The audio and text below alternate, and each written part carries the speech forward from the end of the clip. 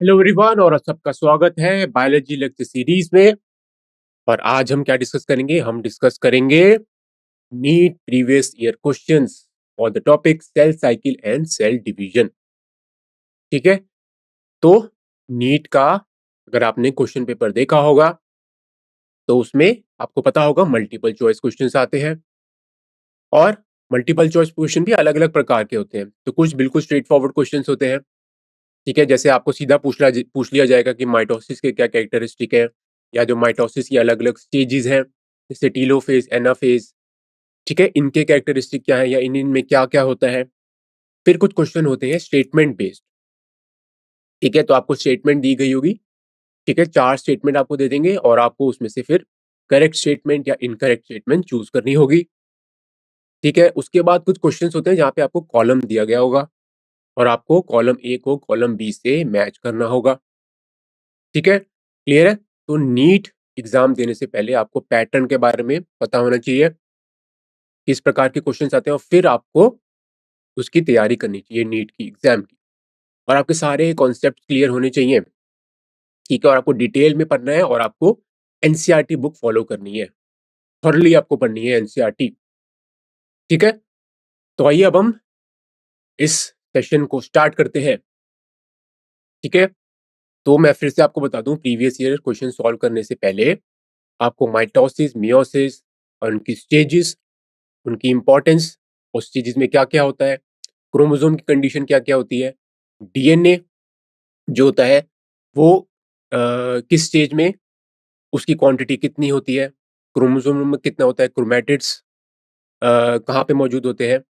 ठीक है, क्रोमैटिड की सेपरेशन कहाँ होती है या क्रोमोसोम की सेपरेशन कहाँ होती है। और आपको सारी टर्म्स है उसके बारे में भी पता होना चाहिए। क्रोमैटिड्स हो गया, सेंट्रोमियर हो गया, सेंट्रियोल हो गया, सेंट्रोजोम हो गया। ठीक है, इनके बारे में आपको पता होना चाहिए, तभी आप ये ईवी से क्वेश्चन सॉल्व कर पाएंगे।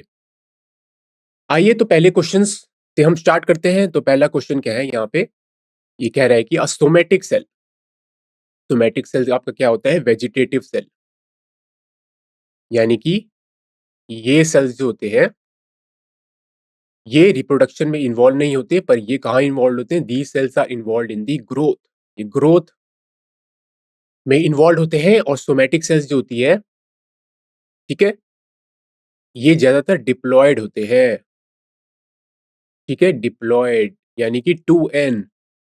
अब 2n का मतलब क्या है, it consist of 2 sets of chromosome. यहाँ पे 2 क्रोमोसोम के सेट मौजूद होते हैं। अब क्वेश्चन में क्या कह रहा है, somatic cell that has just completed the S phase of the cell cycle as compared to the gamete of the same species as, ठीक है, सोमैटिक सेल जिसने अभी अभी एस फेज कंप्लीट किया है। ठीक है, अगर उसे हम कंपेयर करें गैमीट, गैमीट क्या होते हैं, हैप्लॉइड होते हैं। ठीक है, और ये कहां से बनते हैं, these arise from the germ cells. Clear? अब सेम स्पीशीज के गैमीट और एक सोमैटिक सेल को हम कंपेयर कर रहे हैं जिसने एस फेज कंप्लीट किया है। तो इस क्वेश्चन को सॉल्व करने से पहले आपको ये पता होना चाहिए कि G1 फेज क्या होता है, एस फेज क्या होता है और G2 फेज क्या होता है। तो ये सारी सब स्टेजेस हैं किसकी, इंटरफेज।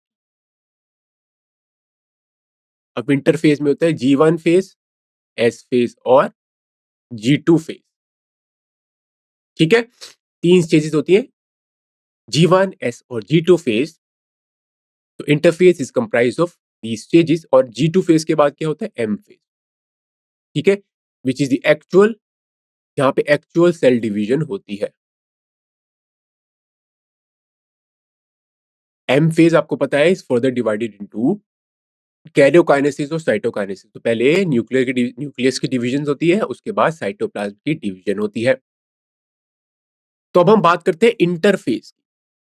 ठीक है, इंटरफेज की 3 फेजेस होती हैं और इंटरफेज के दौरान cell is preparing itself for division. तो इंटरफेज के दौरान क्या हो रहा होता है, cell is preparing itself for cell division. ठीक है, क्लियर है। अब हम बात कर रहे थे एस फेज के बारे में। सोमैटिक सेल ने एस फेज कंप्लीट कर लिया, तो एस फेज में क्या होता है? DNA replication. डीएनए रेप्लिकेशन या डीएनए सिंथेसिस।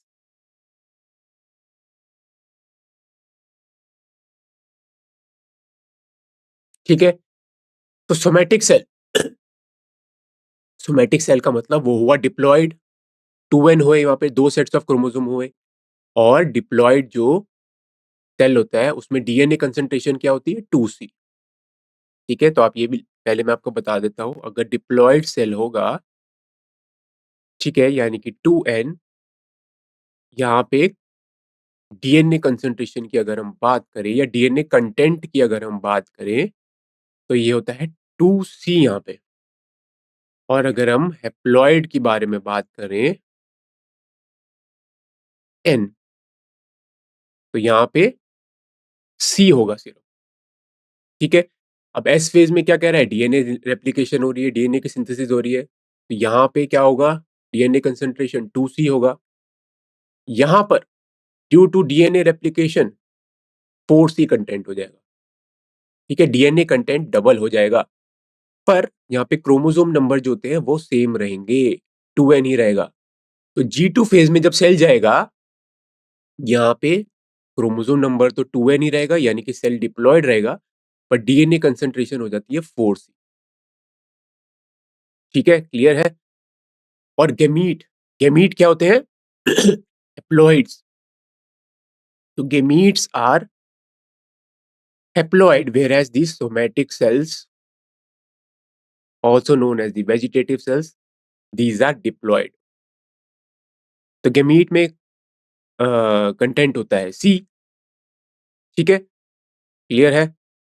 आइए हम ऑप्शंस पहले देख लेते हैं। इसके ऑप्शंस क्या है? पहला ऑप्शन क्या है? Same number of chromosomes but twice the amount of DNA. Next है twice the number of chromosome and 4 times the amount of DNA. Option number C है 4 times the number of chromosome, ठीक है, and twice the amount of DNA.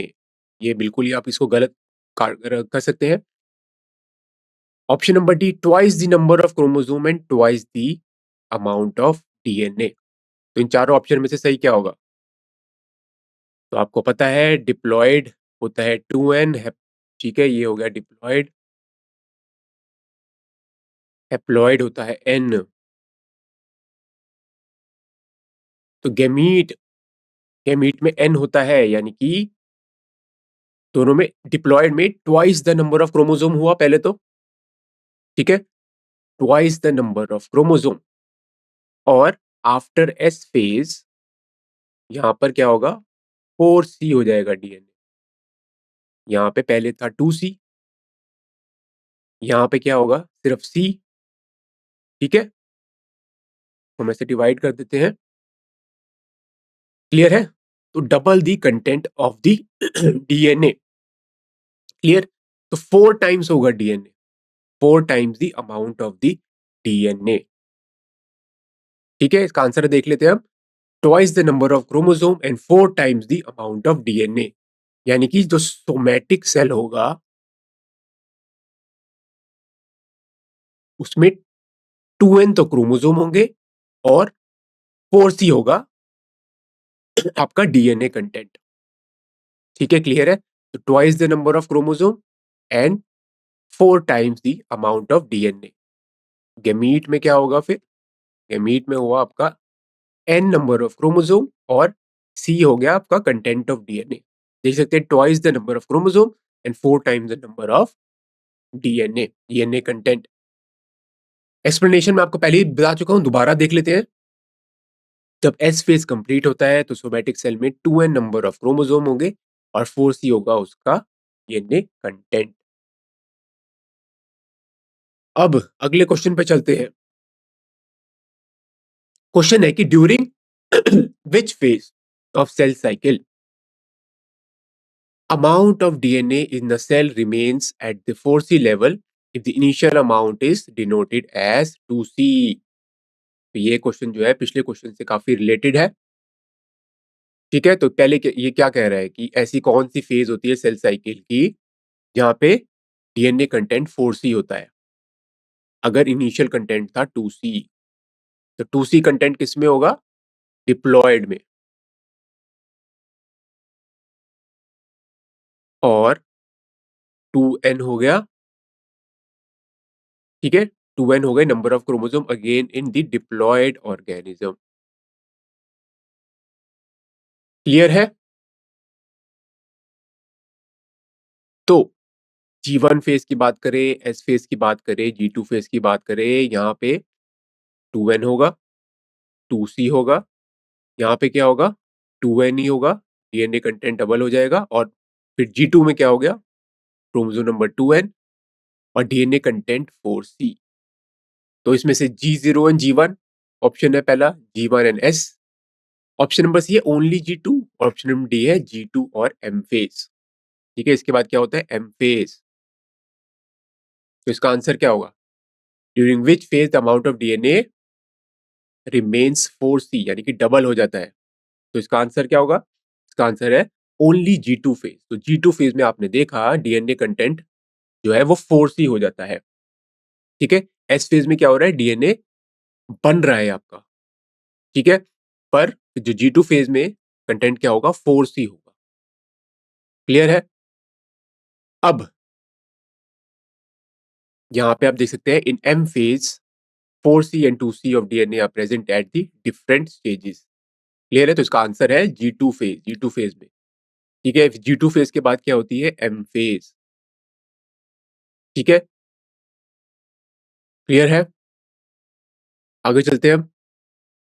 तो G1 phase के बारे में हम बात कर लेते हैं पहले। तो G1 फेज, तो initial phase of the cell cycle, and here cell grows and performs its function and prepares for the DNA synthesis.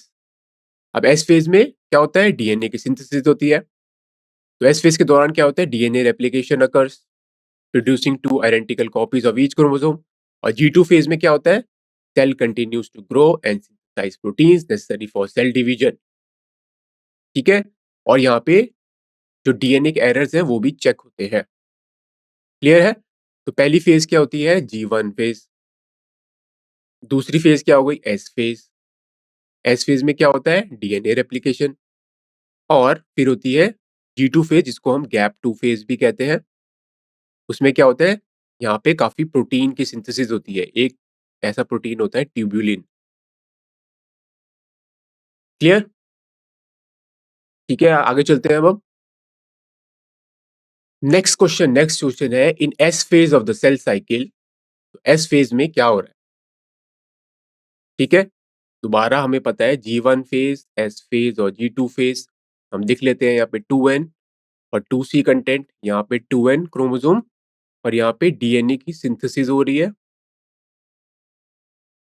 ठीक है, तो यहाँ पे G2 में 2N और 4C हो जाता है डीएनए कंटेंट। तो एस फेज में क्या कह रहे हैं? Amount of DNA doubles. Next क्या है? Amount of DNA remain the same. Option number C, chromosome number is increase. और option D, amount of DNA is reduce to half in the cell. ठीक है, तो एस फेज में क्या हो रहा होता है? आपको पता है डीएनए सिंथेसिस हो रही होती है, डीएनए रेप्लिकेशन हो रही होती है। अब तो डीएनए रेप्लिकेशन की वजह से क्या होगा? डीएनए का कंटेंट है या अमाउंट है वो डबल हो जाएगा। ठीक है, तो ये सही आंसर होना चाहिए इसका। डीएनए का कंटेंट सेम रहता है तो ये सही नहीं है। क्रोमोसोम नंबर इंक्रीज होता है, ये भी सही नहीं है। अमाउंट ऑफ डीएनए हाफ हो जाता है तो ये भी सही नहीं है। तो इसका आंसर क्या होगा? Amount of DNA doubles in each cell. Clear? Explanation आपको अब पहले से ही पता है। एस फेज के दौरान क्या होता है? रेप्लिकेशन या होती है या duplication of the chromosomal DNA होता है। And there is synthesis of histone proteins also. तो अगर आप यूकेरियोट्स के बारे में बात करें, यूकेरियोट्स में हिस्टोन प्रोटीन्स मौजूद होते हैं और जो डीएनए होता है वो इन हिस्टोन प्रोटीन्स के अराउंड कॉइल्ड होता है। तो जो हिस्टोन प्रोटीन्स होते हैं वो बेसिक इन नेचर होते हैं और वो पॉजिटिवली चार्ज होते हैं और उस पे negatively charge DNA wrapped around होता है। and during this time the amount of DNA per cells doubles। ठीक है, क्लियर है? आगे चलते हैं अगले क्वेश्चन पे। अगला क्वेश्चन क्या है? Given below is a schematic breakup of phases और stages of the cell cycle. ये क्वेश्चन जो है आपका नीट 2009 में आया हुआ है। तो देख सकते हैं कुछ क्वेश्चन है जिसमें आपको एक फिगर दी गई होगी और आपको उस फिगर में जो बताना होगा कि ए बी और सी ये सब क्या है यहाँ पर। ठीक है, तो आपको अगर पता है what is cell cycle, cell cycle में क्या होता है? पहले होता है इंटरफेज। ठीक है, और इंटरफेज के क्या क्या स्टेजेस होते हैं? G1, फिर एस फेज, फिर G2 फेज, और सेकंड क्या होता है इंटरफेज के बाद? ठीक है, M phase, also known as mitotic phase भी बोलते हैं इसको। इसमें ये दो फेजेस में होता है। पहला होता है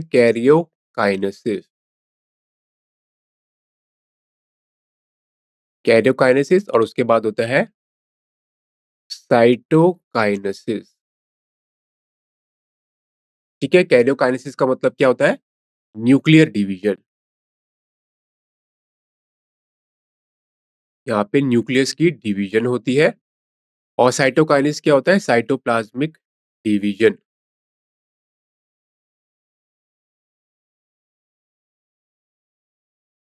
क्लियर? तो देखते हैं ए बी और सी और डी क्या है यहाँ पर। तो अगर आप खुद भी इसको सॉल्व कर सकते हैं आप। ठीक है, कैरियोकाइनेसिस की अगर हम स्टेजेस देखें, कैरियोकाइनेसिस की क्या स्टेजेस होती है? कैरियोकाइनेसिस की पहली स्टेज होती है प्रोफेज,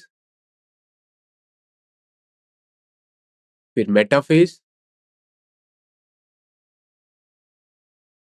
फिर हो गया आपका एनाफेज, फिर टीलोफेज।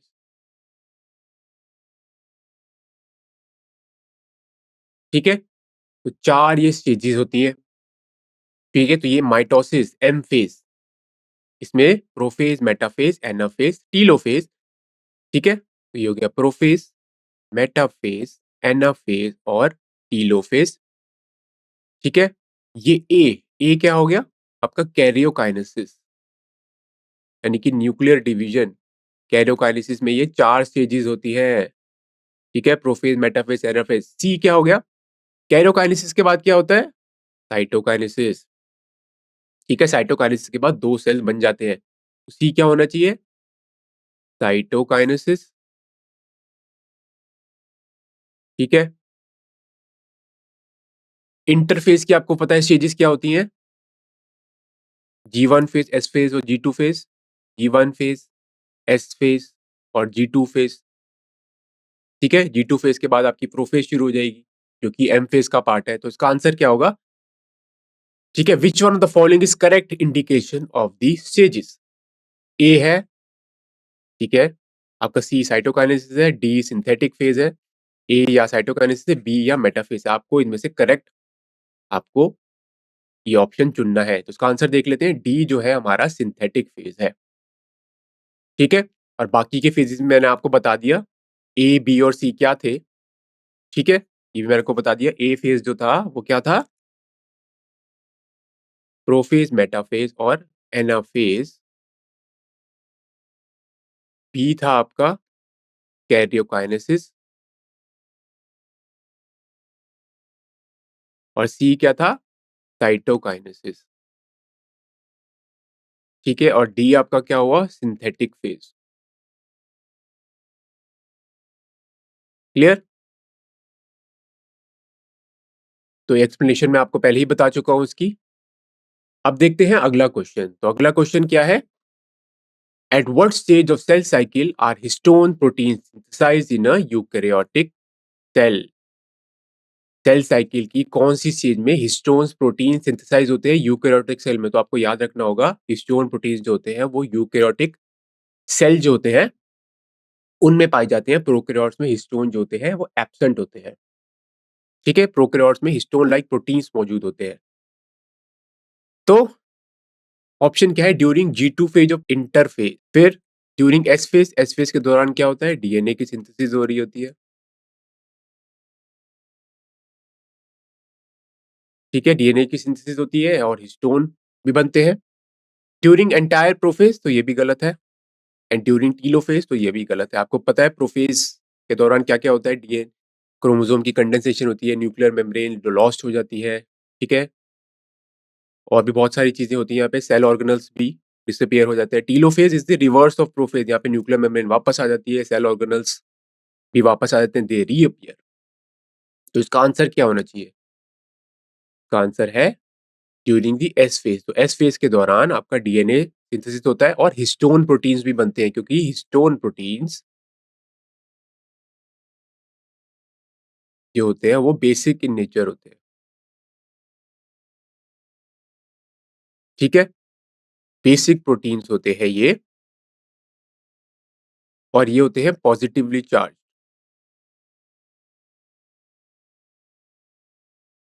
क्लियर? अब जो डीएनए होता है वो होता है नेगेटिवली चार्ज। ये नेगेटिवली चार्ज क्यों होता है? Because of the present of the phosphate good group. और ये जो नेगेटिवली चार्ज डीएनए है, it is wrapped around the octamer of the histones. तो हिस्टोन 8 होते हैं, ठीक है, तभी हम उसे बोलते हैं ऑक्टामर। क्लियर है? आगे चलते हैं। Histone proteins are synthesised during the S phase of the cell cycle. ठीक है, S phase is also known as synthetic phase. ठीक है, जहां पे डीएनए का सिंथेसिस होता है।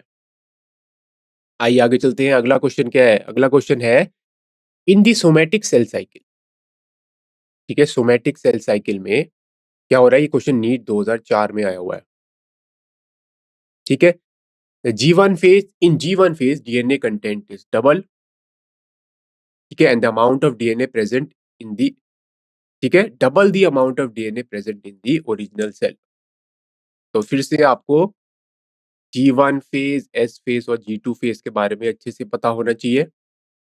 तो डीएनए कंटेंट कहाँ डबल होता है? अगर यहाँ पर 2C है, यहाँ पर हो जाता है 4C।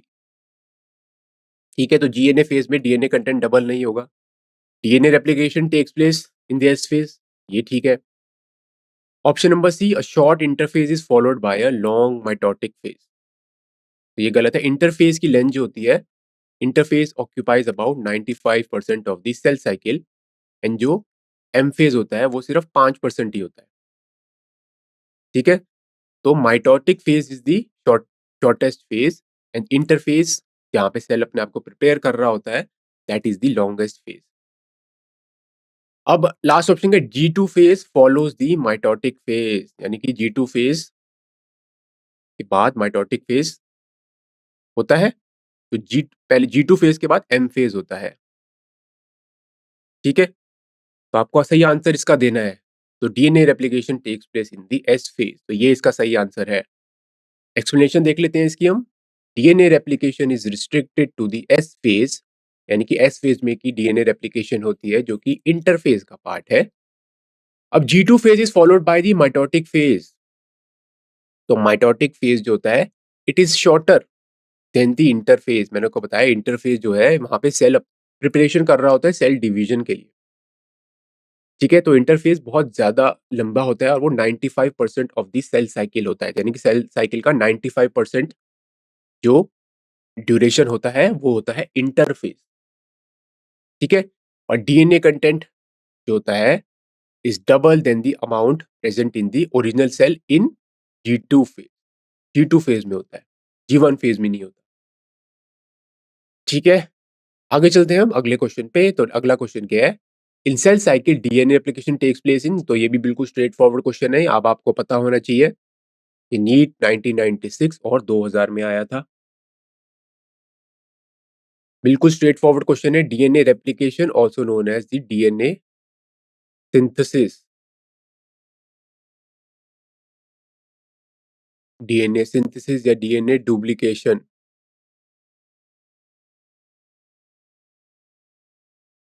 ठीक है, ये कहाँ होती है? ये होती है एस फेज में।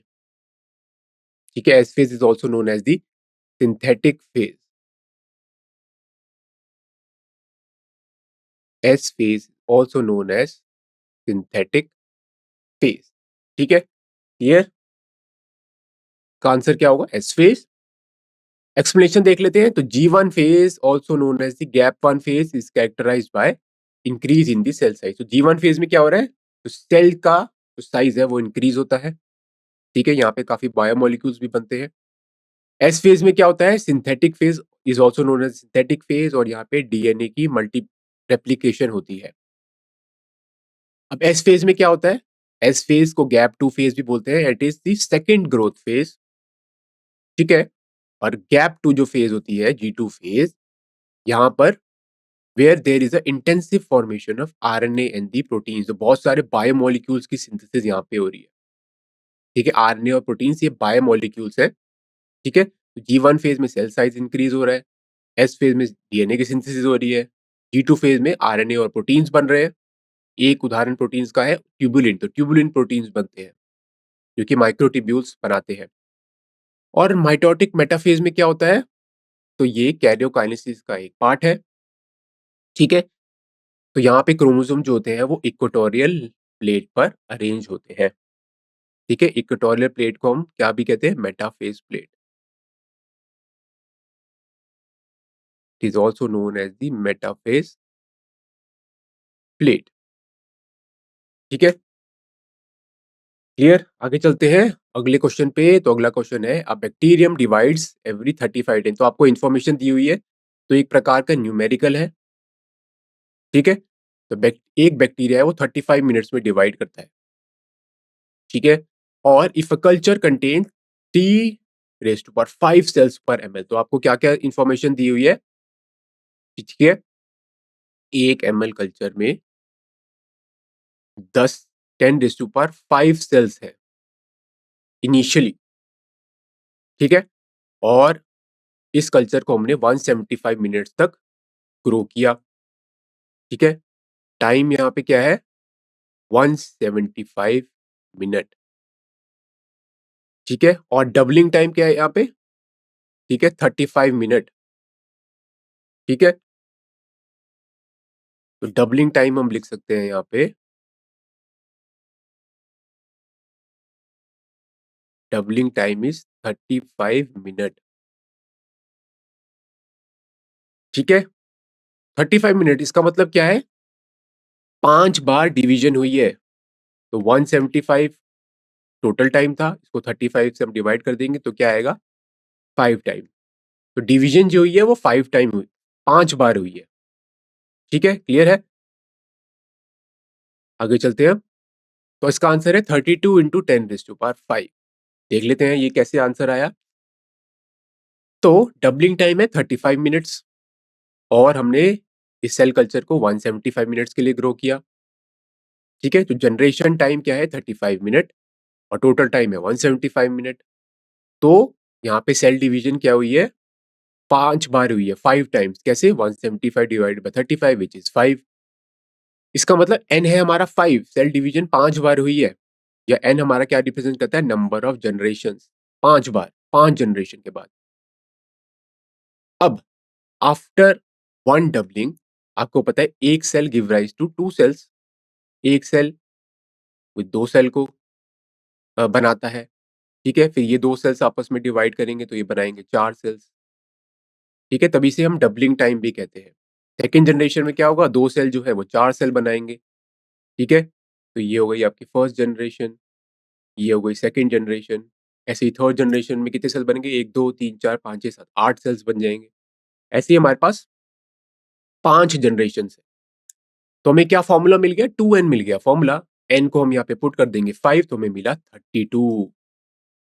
तो 32 हमें मिला, और इनिशियल सेल्स कितने थे?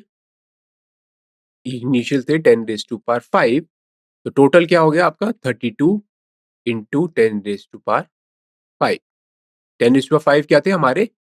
इनिशियल जो कल्चर था उसमें 10⁵5 सेल्स मौजूद थे। तो मैंने आपको बताया कि एक एक जनरेशन में सेल डबल हो जाता है, तो हमें 32 मिलेगा, बिकॉज 2⁵5 कितना हो गया? 32। क्लियर है? That's why the answer is 32 into 10⁵5।